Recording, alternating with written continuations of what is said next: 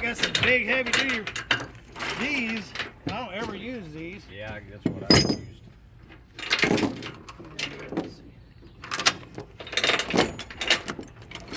Just use these big chains. What is that thing on the? What is that? Like an anchor bar? With what? This big T-looking thing. It's called ratchets. Yeah, chain ratchets.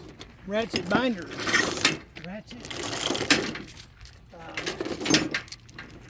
These here are snap binders. Another one. These are the ones nobody likes that I love. How come people don't like them? Because you can crank on them. And if they ever come loose, you'll know it. This is how I always do the front.